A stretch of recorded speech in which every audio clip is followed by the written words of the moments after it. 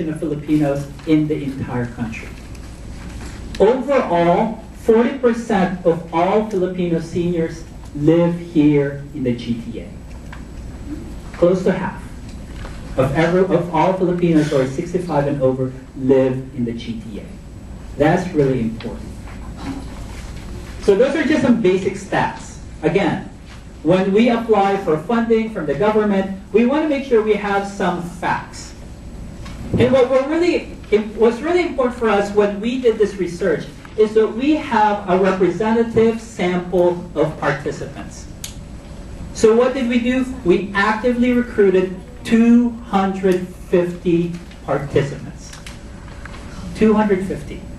That's a lot of work. And I couldn't have done it without my community coordinator, Frank Villanueva, who was very active in this outreach campaign. So what does this 250 participants look like?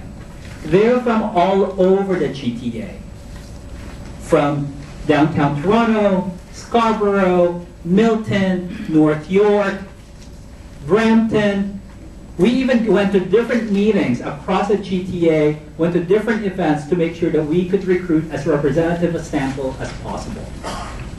And we were pretty successful because when we compared our data in terms of who the Filipinos that we interviewed and we got survey responses from, they pretty much closely match what we have in Statistics Canada. So we can be rest assured that the data that we have would be fairly comparable and representative of the Filipino elderlies in the GTA. So we were very happy about that. And out of the 250, we interviewed 20 individually. Numbers can say some things, but in order to get to those historias, what really happened within the homes in the past can only be acquired through interviews.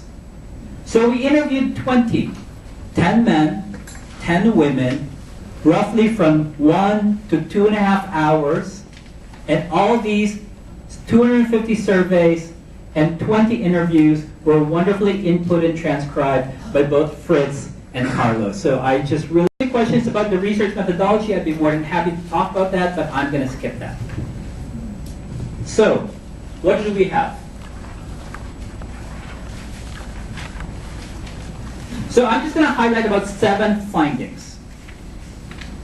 And for me, this is the most shocking one.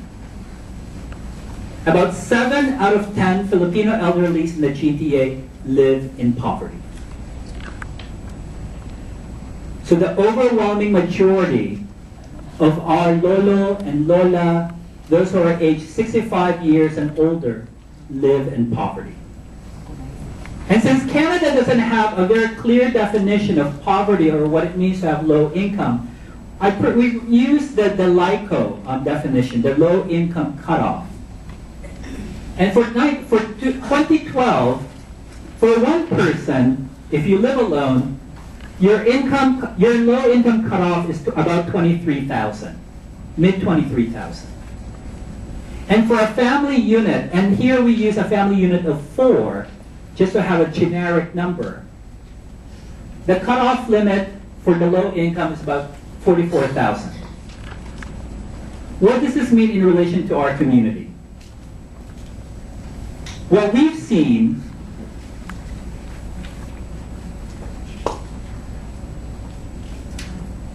make sure I have our data.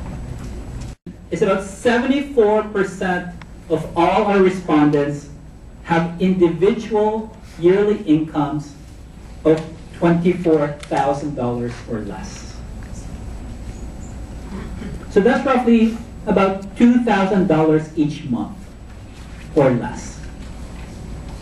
We have larger proportions of that percentage who earn less than that. But combined, 74% have individual annual incomes of $24,000 or less. For those who are in family units, 78% of those are in households with combined yearly incomes of $48,000 or less.